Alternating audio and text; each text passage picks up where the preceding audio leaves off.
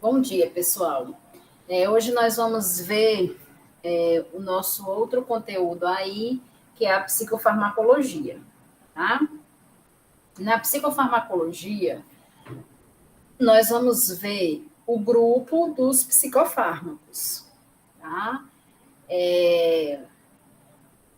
Nós não vamos adentrar na questão de doses, de vida útil, tá? Que isso vocês já viram quando vocês pagaram a disciplina de farmacologia, tá?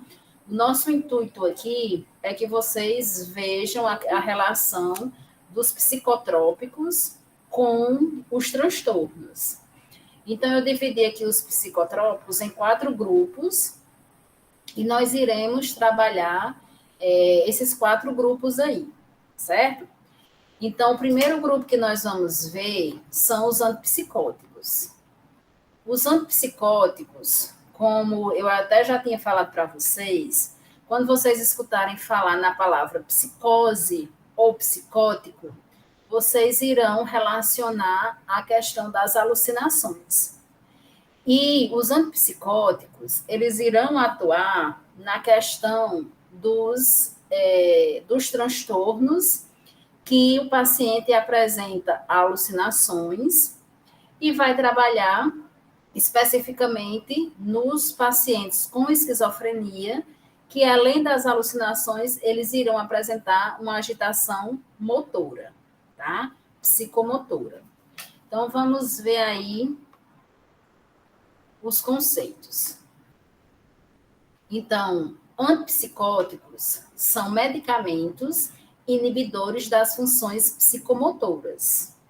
Eles vão trabalhar ajudando o paciente a controlar sua excitação e sua agitação.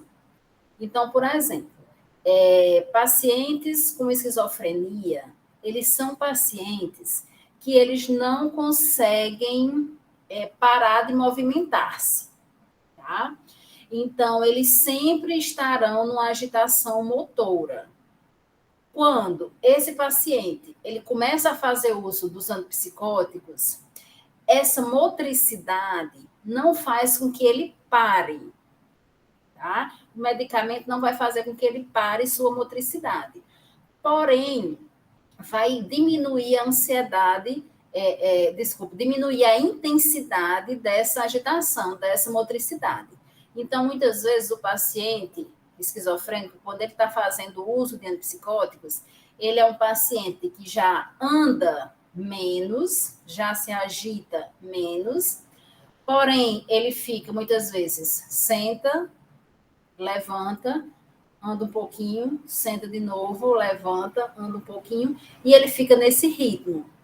Quando ele está nesse ritmo, é porque os antipsicóticos estão atuando e estão diminuindo a excitação e a agitação desse paciente.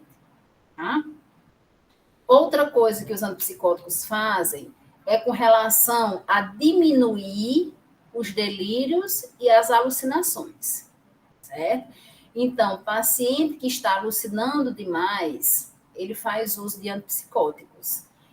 Seja o paciente esquizofrênico, seja o paciente depressivo em alto grau, tá? Eles são transtornos onde o paciente alucina. Então, todos os transtornos onde o paciente alucina, ele vai fazer uso de antipsicóticos para diminuir aí as alucinações. Então, veja que os antipsicóticos eles vão atuar na diminuição da agitação e da motricidade desse paciente, ele vai ficar mais calmo fisicamente, e ele também vai diminuir as alucinações e os delírios que esse paciente apresenta, certo? Vai diminuir. Isso não quer dizer que o paciente não mais alucine. Possa ser que ele não mais alucine, dependendo da intensidade das alucinações, certo? Mas na maioria das vezes eles irão diminuir essas alucinações. Aí nós temos uma classificação com relação aos antipsicóticos. Nós temos os antipsicóticos típicos que são divididos, que são subdivididos em sedativos e incisivos, e nós temos os atípicos. Qual a maior diferença entre os típicos e os atípicos? É a questão de custo, tá? Os atípicos, eles são mais caros, e também a questão de duração de vida, né? Os atípicos, eles têm uma vida mais curta, então daí a necessidade do paciente fazer uso de mais comprimidos, tá? De mais medicamentos durante o dia. Os típicos, ele tem uma vida mais longa, daí os pacientes fazerem uso de menos comprimidos durante o dia, certo? E entre os sedativos e os incisivos, nós vamos ver que os sedativos, eles diminuem a agitação psicomotora, tá? Então, os antipsicóticos típicos sedativos, eles irão trabalhar na diminuição da psicomotricidade, tá? E a enfermagem, eu sempre vou estar puxando a enfermagem no caso das medicações, a enfermagem, ela tem que observar o paciente que faz uso de antipsicóticos e tem que orientar a família a fazer uma observação desse paciente, tá? Veja que nós não podemos deixar o paciente sedado com as medicações.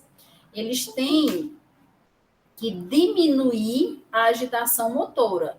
Então, eles vão ficar calmos, mas eles ainda irão ficar caminhando de um lado para o outro, eles vão muitas vezes causar uma impaciência nos membros inferiores, eles vão ficar balançando muito os membros inferiores, tá certo? E isso é normal dos antipsicóticos típicos sedativos, tá? Mas veja que nós não podemos deixar o paciente sedado demais. Isso é contra o nosso objetivo da política, né, de saúde mental, que é a reinserção social. Como é que eu insiro na sociedade um paciente que está sedado, certo? Então, veja que o objetivo aí dos sedativos é diminuir a agitação psicomotora. Se nós observarmos, enquanto enfermagem, que esse paciente está sedado demais, tá? Se nós escutamos o relato da família de que esse paciente ele está lento dos movimentos, lento na fala, é porque esse paciente está com uma dose medicamentosa muito alta. Então, a gente vai o quê? Levar esse paciente no psiquiatra para que ele reveja essas medicações, certo? E daí nós temos os antipsicóticos típicos incisivos. Os incisivos, eles irão trabalhar na questão das alucinações e delírios. Eles irão remover, eles irão diminuir as alucinações e os delírios, tá? Lembrando para vocês que nos delírios o paciente ele pode apresentar manias de grandeza, manias de perseguição, delírios paranoides, tá?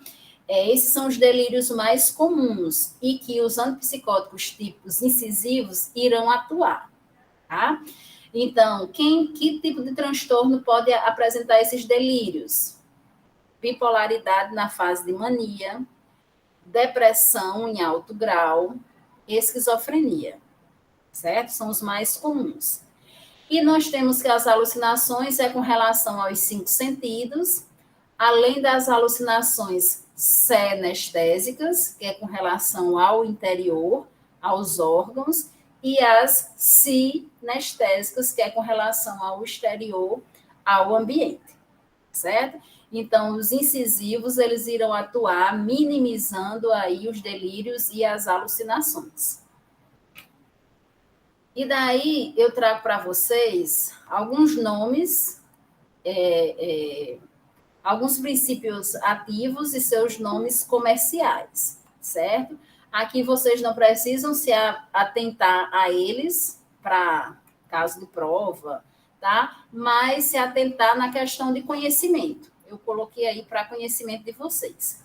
Então, nós temos aí sempre o princípio ativo em cima, o nome comercial embaixo, tá? A clorpromazina, que tem como nome comercial Amplitil ou Longactil, a levomopremazina, que tem como nome comercial Levozine e Neozine, tá? Então, esses são os típicos sedativos que vão trabalhar no controle da agitação motora do paciente. E aqui nós temos os típicos incisivos, que vão atuar na questão do controle dos delírios e controle das alucinações, tá? Nós temos aí um bem conhecido que é o Aldol ou Haloperidol, certo? Que ele traz uma reação, que mais na frente nós vamos ver, que é a reação de impregnação, que é o que a gente chama de parkinsonismo medicamentoso, tá? Que é um efeito que nós iremos trabalhar aí mais na frente, com relação aos antipsicóticos. E daí nós temos os atípicos, né? Os medicamentos atípicos aí, os nomes comerciais e os princípios ativos.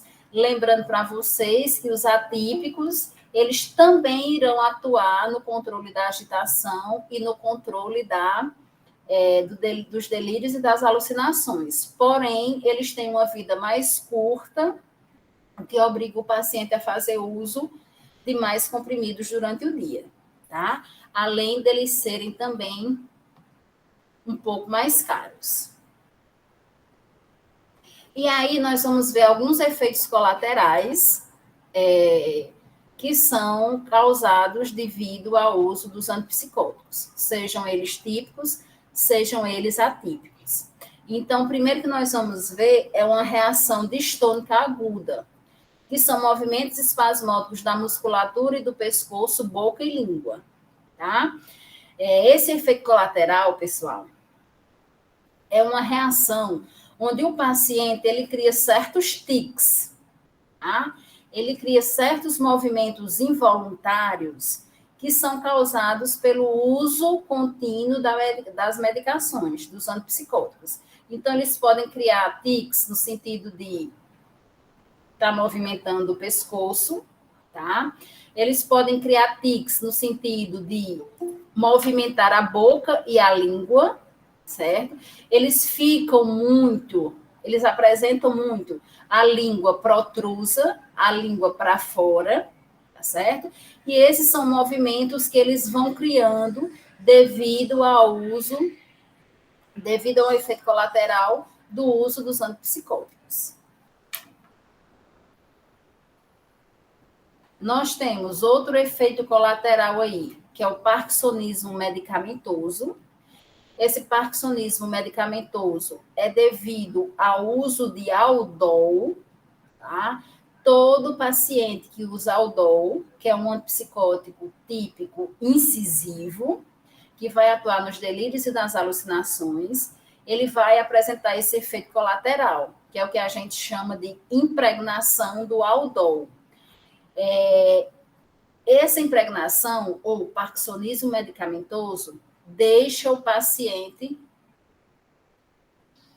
O antipsicótico mais forte, não seria o mais forte, Patrícia, mas o mais usado dos incisivos é o Aldol, tá? Porque ele controla bastante a questão das alucinações, certo?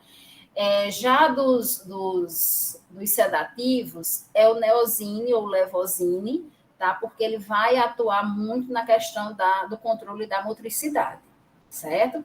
Mas isso vai depender das dosagens, tá? Então, eles são os mais comuns, os mais usados, tá? Seria a primeira escolha para os pacientes esquizofrênicos ou que apresentam outro transtorno e têm a sintomatologia de agitação psicomotora e ou alucinações, certo? Então, voltando aqui por parkinsonismo medicamentoso, o paciente ele fica com aspecto de robô, ele fica com aspecto robótico. Além disso, ele apresenta tremores nas extremidades, tanto nos membros superiores quanto nos membros inferiores, eles irão apresentar esses tremores, tá? Nos membros inferiores, esses tremores, eles podem ser confundidos com agitação psicomotora. Mas, se apresenta também tremores nas mãos, é porque é uma reação, é um efeito colateral do aldol, especificamente, tá certo? Então, além do movimento meio robô, movimentos meio lentos, que é causado pela hipertonia, pela rigidez muscular, além disso, ele apresenta tremores e a face ela é inexpressiva. Ou seja, devido à rigidez muscular do rosto, da face, essa face ela fica inexpressiva, fica sem reação. Então, muitas vezes, a gente não observa um sorriso nesse paciente devido a essa impregnação do aldol ou parkinsonismo medicamentoso, certo? Na realidade, Emanuela, dor ele não causa, ele causa desconforto devido ao paciente apresentar, digamos, uma limitação com relação aos movimentos, tá certo? Mas dentro dos efeitos do parkinsonismo medicamentoso, o que mais causa desconforto ao paciente são os tremores, tá? Os tremores, muitas vezes, impedem o paciente até de se alimentar, né? Que quando ele leva a comida à boca, então ele treme tanto que não consegue se alimentar, porque a comida cai da colher, do garfo, certo? Então, quando a enfermagem observa que esse paciente está apresentando muito parkinsonismo medicamentoso, ele está muito impregnado, que é o maior dos efeitos colaterais que nós temos nos antipsicóticos, principalmente, né, do paciente que faz uso de aldol, que é característico ele já ter esse efeito colateral, tá? Nós temos que levar esse paciente no psiquiatra para rever essa medicação. Porque essa medicação ela está com altas dosagens, então ele tem que diminuir essa medicação para que o paciente trema menos, ok? E daí nós temos a acatesia, que é uma inquietação psicomotora. Nessa acatesia, pessoal, o paciente ele vai apresentar essa questão de sentar, levantar, caminhar, sentar, levantar, caminhar. Então, ele pode passar o dia todo nessa inquietação, mas veja que é uma agitação psicomotora, só que controlada, tá? Existe um desejo incontrolável de se movimentar, mas é uma agitação controlada. Ou seja, o medicamento ele está fazendo efeito, porque antes da medicação, o paciente era muito agitado, ele não parava, né? Ele não parava de se movimentar, ele não parava de andar, ele não se concentrava numa atividade. Com o uso, né, do medicamento, o paciente dos antipsicóticos, o paciente ele vai apresentar essa acatesia como efeito colateral, porém, essa acatesia ela é vista como um controle um controle da motricidade. Então, ele já vai ter os movimentos mais calmos, vai sentar e caminhar, ou vai sentar, levantar e caminhar, mas ele já consegue realizar atividades, tá certo?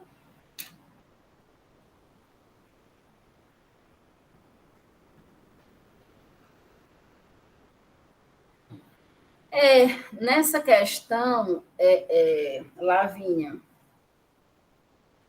o Alzheimer, ele traz esse processo de alucinatório, tá?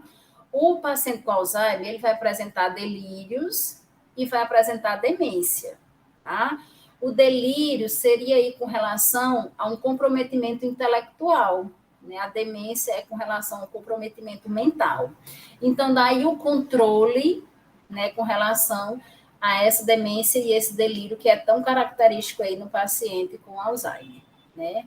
Realmente faz uso de muita medicação, mas é porque são patologias dentro da patologia do Alzheimer que tem que se controlar, tá?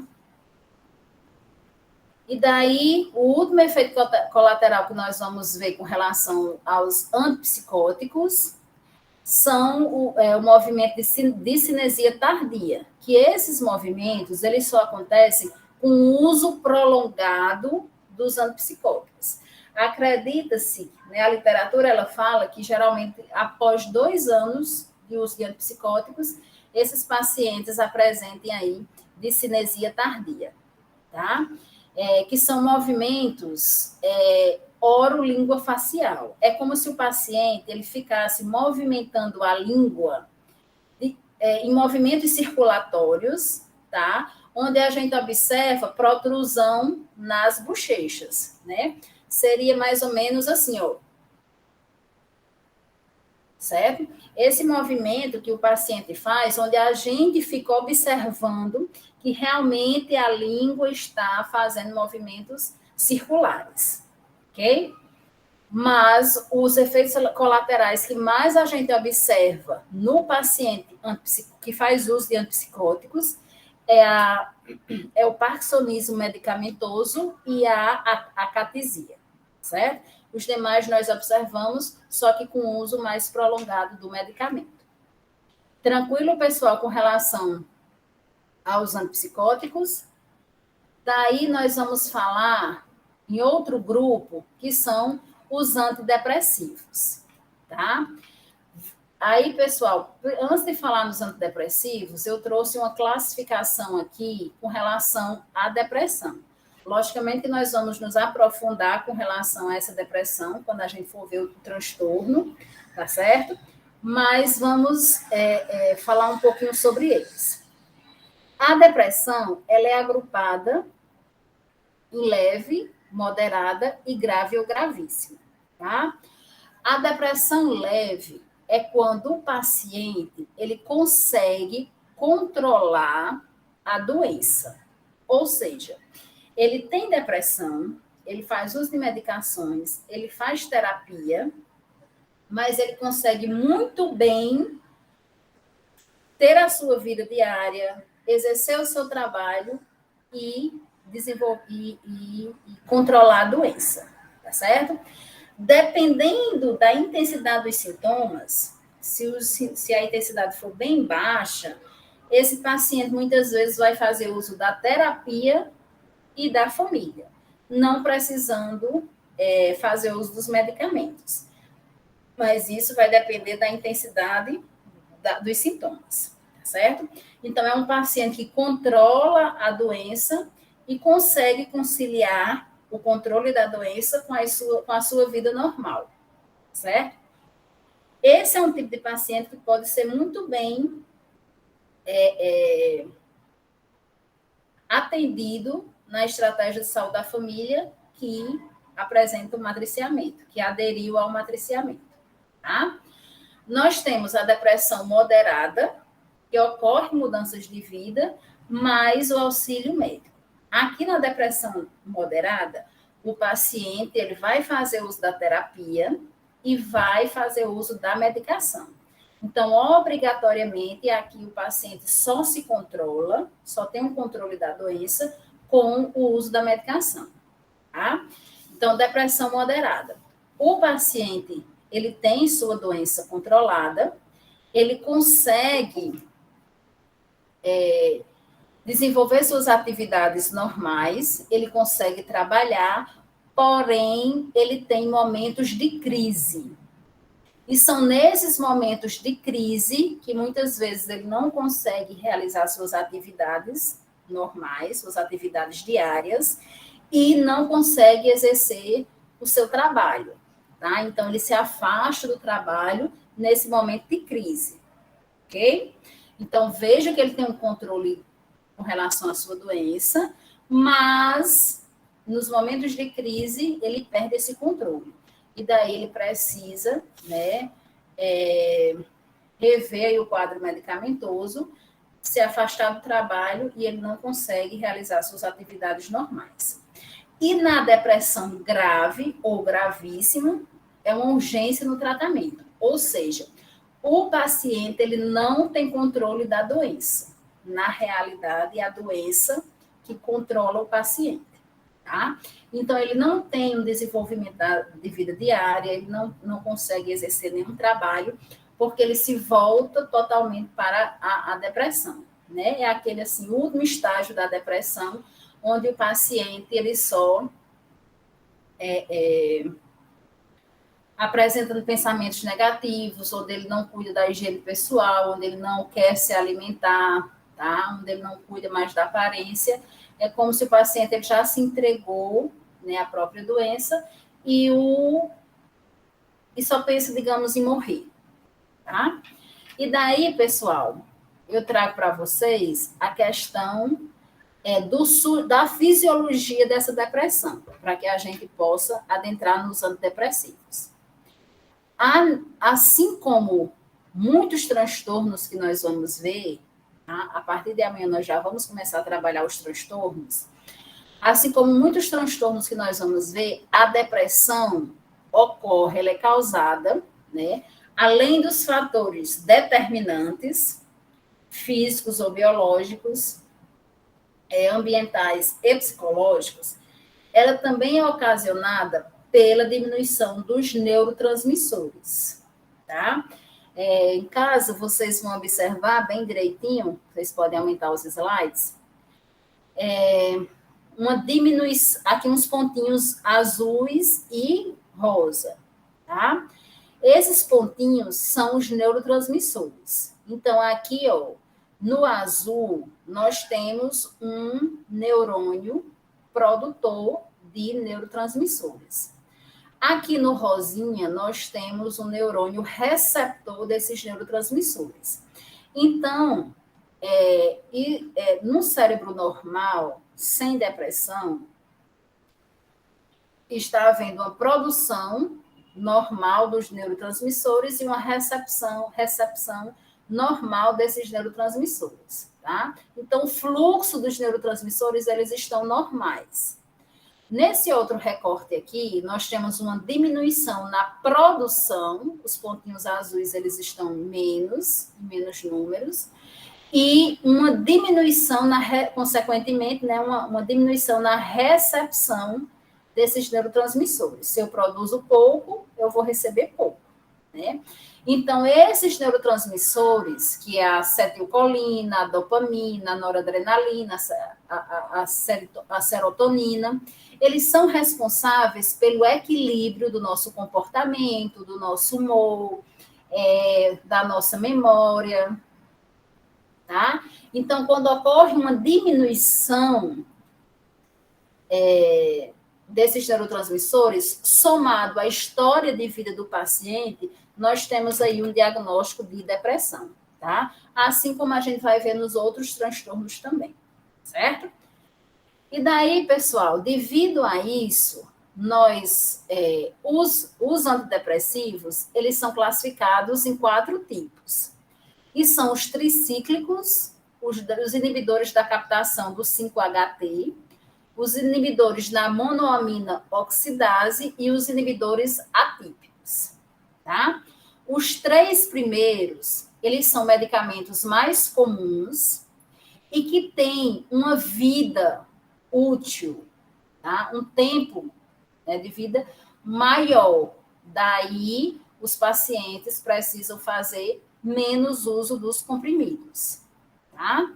Os atípicos, eles têm uma vida menor, e daí os pacientes fazerem uso de mais comprimidos durante o dia, certo? A mesma coisa lá dos antipsicóticos, atípicos.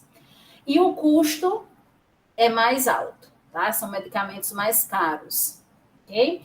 Então, veja que os antidepressivos tricíclicos e os da captação 5-HT, eles vão atuar na produção desses neurotransmissores, tá? Eles vão trabalhar na produção e na captação, na recepção desses neurotransmissores. Então, o fluxo dos neurotransmissores, ele vai acontecer. Por quê? Porque a medicação está sendo usada e vai ajudar nesse fluxo, tanto na produção quanto na captação, certo? Os inibidores da monoaminoxidase, ela vai ser uma enzima que também vai ajudar na produção e na recepção desses neurotransmissores, ok? Então, todos os antidepressivos, eles vão trabalhar na produção e na recepção dos neurotransmissores.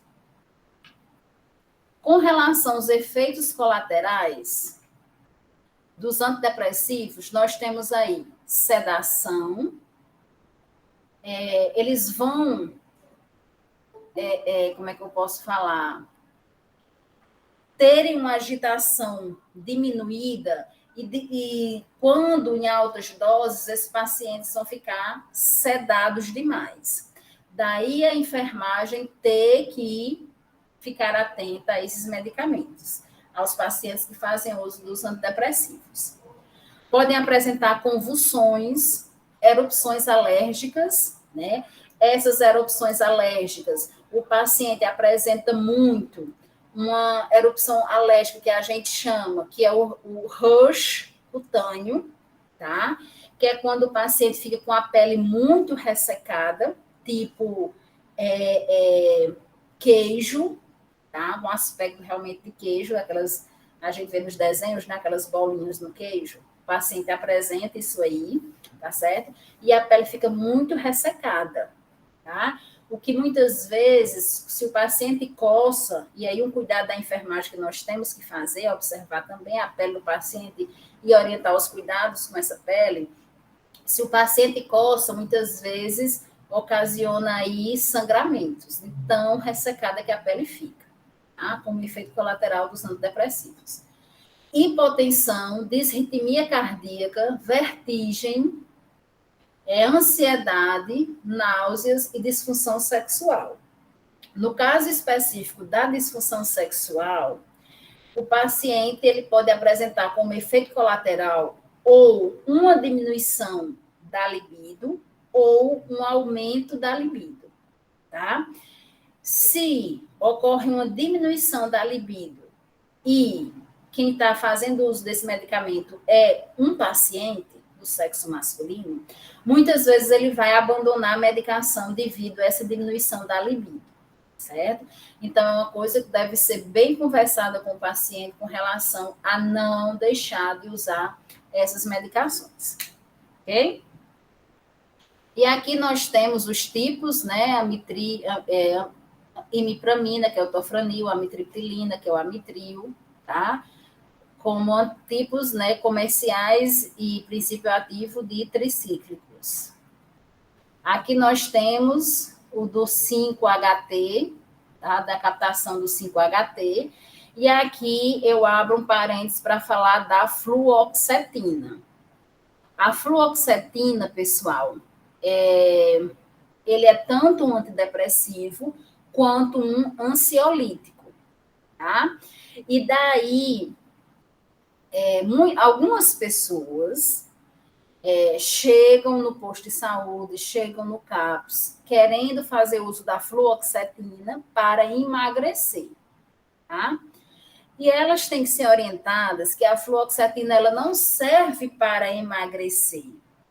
Na verdade, por ela ser um antidepressivo e um ansiolítico, elas irão diminuir a ansiedade. E nós sabemos que algumas pessoas, né, elas comem muito devido à ansiedade, tá?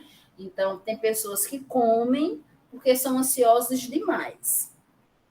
Aí vocês podem imaginar comigo, se eu diminuo a ansiedade, eu vou comer menos, né? Ou vou comer controlado.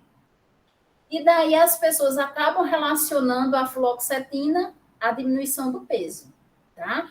Mas como a fluoxetina vai diminuir a ansiedade, e se eu como por ansiedade, se eu diminuo essa ansiedade, eu vou comer menos, tá certo? Então, nós temos que explicar ao paciente essa função aí da fluoxetina. Nós temos aqui os inibidores da IMAL, tá? E nós temos os atípicos, os antidepressivos atípicos, que, como eu falei para vocês, eles têm uma vida menor, fazendo com que o paciente use mais comprimidos aí, ok? Aqui uns tipos de atípicos, e daí nós vamos entrar nos tranquilizantes e ansiolíticos.